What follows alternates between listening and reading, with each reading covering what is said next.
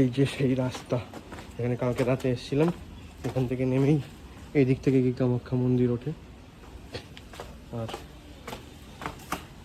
যে আসতে পারবে, মানে যারা আসতে পারবেন এই রাস্তা ধরেই আপনারা কামাখ্যা মন্দির যেতে পারেন, কিন্তু অনেকটা ঘুরতে হবে।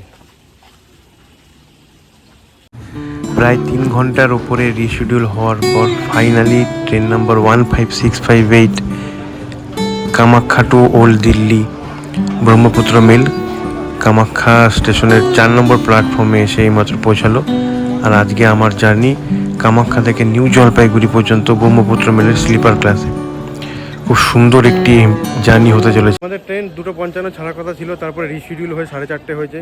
4:30 থেকে 5:30, একটু আগে ট্রেন স্টেশনে দিল।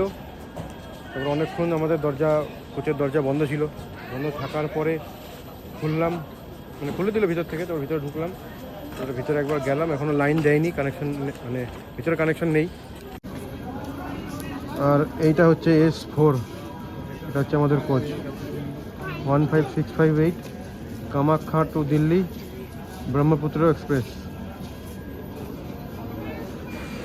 এটা হচ্ছে ব্রহ্মপুত্র মেলের স্লিপার ক্লাসের ইন্টেরিয়র।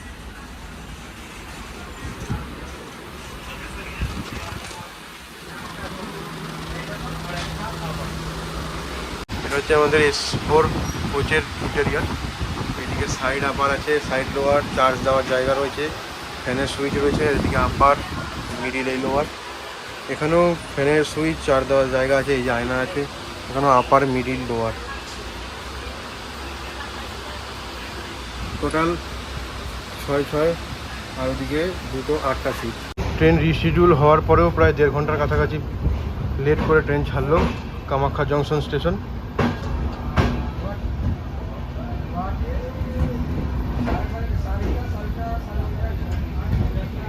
কামাখ্যা জংশন থেকে প্রায় 400 কিলোমিটার ট্রেন জার্নি করে এই ট্রেন পৌঁছাবে নিউ জলপাইগুড়ি, যেখানে আজকে আমার ডেস্টিনেশন। আর কামাখ্যা জংশন ছেড়ে এই ট্রেন দাঁড়াবে রঙ্গিয়া জংশন।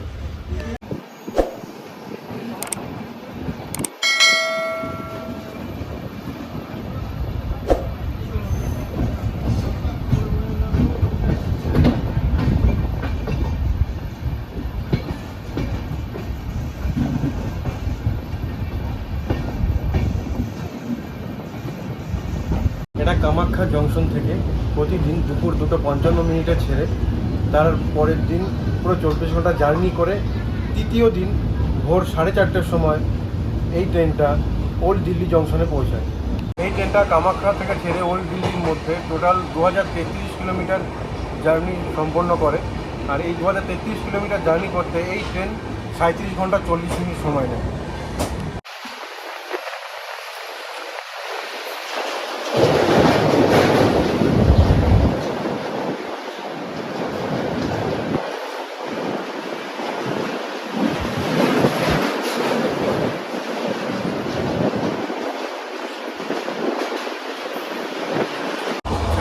জানুয়ারি 1974 সালে এই ট্রেনে ইনাগুরাল রান হয় এবং কামাখ্যা থেকে ওল্ড দিল্লি জংশনের মধ্যে এই ট্রেনের 42টি হল্ট এবং 379টি ইন্টারমিডিয়েট স্টেশন রয়েছে।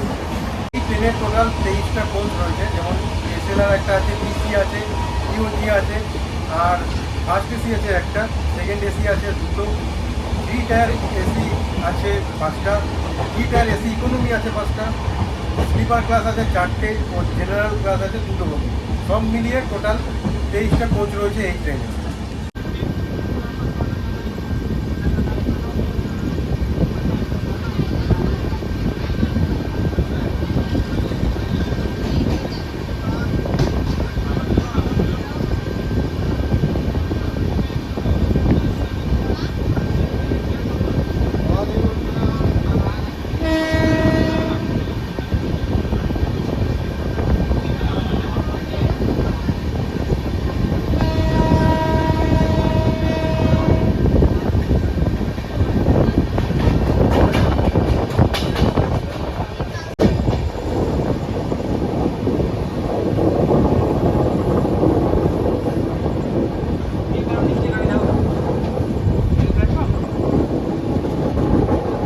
কামাখ্যা জংশন থেকে 40 কিলোমিটার জার্নি করে ট্রেন এখন এসে পৌঁছেছে তার যাত্রাপথের প্রথম হল্ট রঙ্গিয়া জংশন।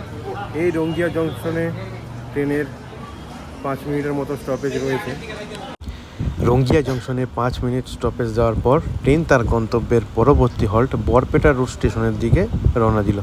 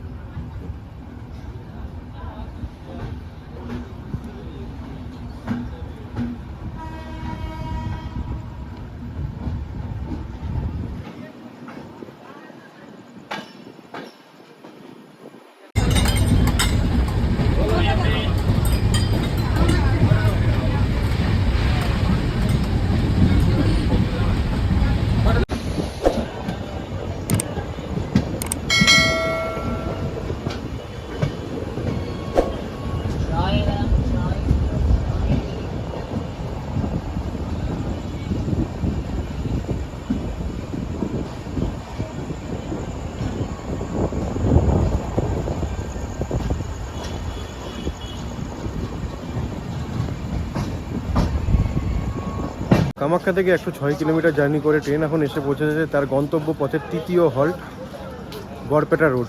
এই বরপেটা রোডে ট্রেনের 5 মিনিটের স্টপেজ রয়েছে। এর আগের হল্ট ছিল নলবাড়ি, ওখানে থামিনি এর জন্য, কারণ এরকম বেশ কিছু স্টেশন আছে যেগুলো যদি আমি সব কটায় নামি তাহলে সব কটা কভার করি তাহলে ভিডিও অনেক বড় হয়ে যাবে। এই জন্য ভিডিও লেন্থ যাতে বড় না হয়, তোমাদেরও দেখতে যাতে সুবিধা হয়, এই জন্য আমি ওই স্টেশনে নামিনি। 58 ব্রহ্মপুত্র এক্সপ্রেসের প্যান্ট্রি কার, এখানে খাবার তৈরি হয়, আমরাও খাবার অর্ডার দিয়েছি।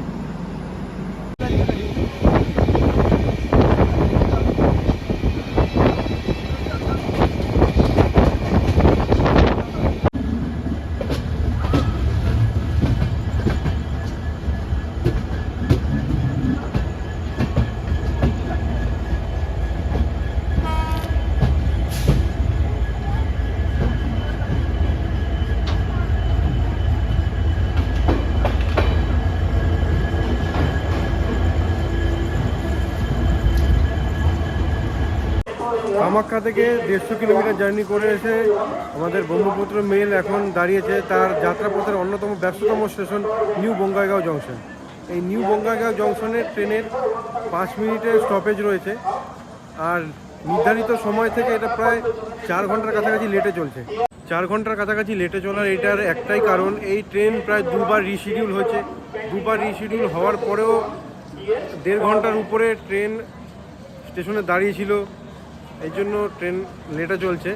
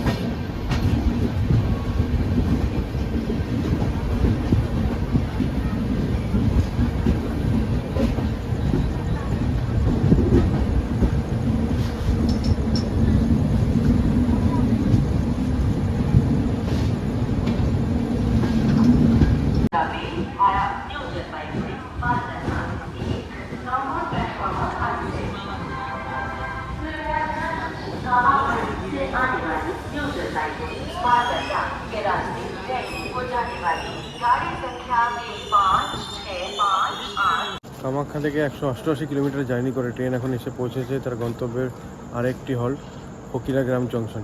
ফকিরাগ্রাম জংশনে ট্রেনের 2 মিনিটের স্টপেজ রয়েছে। এখান থেকে ট্রেন ছেড়ে তার পরবর্তী যে হল্ট রয়েছে গন্তব্যের গোসাইগাঁওতে দাঁড়াবে।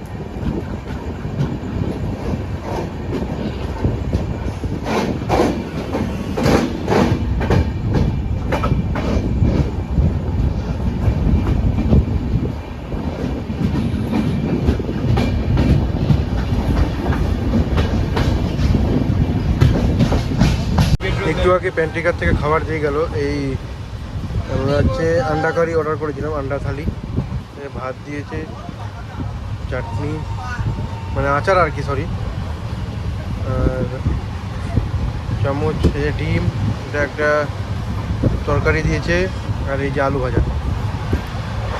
দেখি কীরকম ভালো আর কি। 130 টাকা করে নিয়েছে, দুজনে 60 টাকা, আমরা দুটো নিয়েছি। খেয়ে দেখি।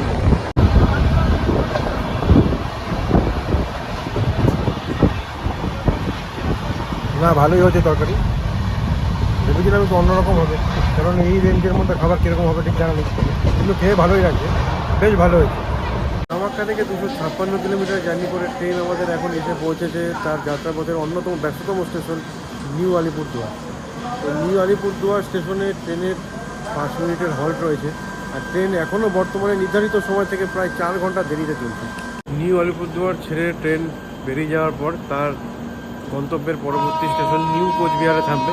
তোমাদের সঙ্গে আবার নিউ কোচবিহারে নেমে দেখা হবে।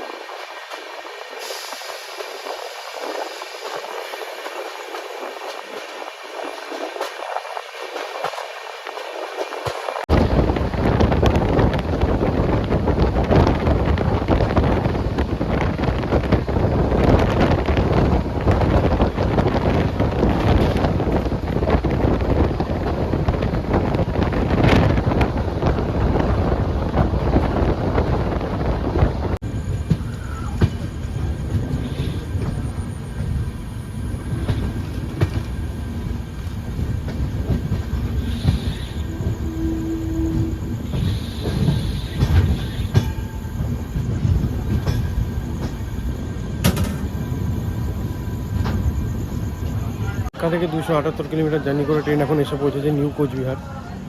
এই নিউ কোচবিহারে 10 মিনিটের মতো হল্ট রয়েছে, তারপরে নিউ কোচবিহার ছেড়ে ফালাকাটা, ধূপগুড়ি, জলপাইগুড়ি রোড, তারপরে গিয়ে থামবে আমাদের আজকের গন্তব্য নিউ জলপাইগুড়িতে। ট্রেন বর্তমানে এখনও প্রায় 4 ঘন্টার কাছাকাছি দেরিতে চলছে। এখন বেশ ভালো ভালো আসছিলাম, প্রায় একটু ফাঁকা ছিল। যেই নিউ কোচবিহার ঢুকলো তখন অনেক প্যাসেঞ্জার এই আমাদের এই কোচে উঠলেন। এবার অনেকের কাছে টিকিট আছে, অনেকের কাছে টিকিট নেই, তো এরকম এক্সট্রা প্যাসেঞ্জার ওঠে, বেশ কিছু স্টেশন থেকে ওঠে, যেমন এই নিউ কোচবিহার থেকে উঠেছে। এই নিউ কোচবিহার স্টেশনে মানে যখন ট্রেন থামলো এত প্যাসেঞ্জার উঠেছে, এতটাই ভিড় হয়েছে, দরজার সামনে তো যাওয়ার কোনো উপায় নেই যে এখান থেকে ডিপারচারটা তোমাদের দেখাবো, তাই আমি যেই উইন্ডো সাইড পেয়েছি এই উইন্ডো সাইডে বসেই দেখাচ্ছি।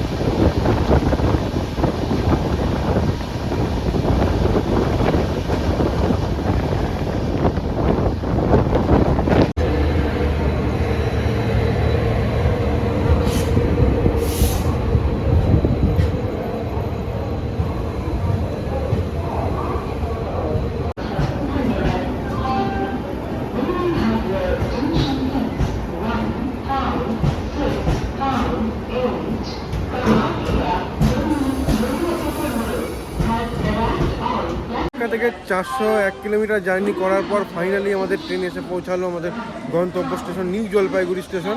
আর নিউ জলপাইগুড়ি স্টেশনের এইটা 3 নম্বর প্ল্যাটফর্ম যেখানে আমাদের ট্রেন এসে দাঁড়িয়েছে। আর ট্রেন 4 ঘন্টা লেট ছিল, সেখান থেকে মেকআপ করে 3 ঘন্টা এসেছে, মানে 1 ঘন্টা মেকআপ করেছে। আর ট্রেন নিউ জলপাইগুড়ি স্টেশনে 10 মিনিটের হল্ট নেবে।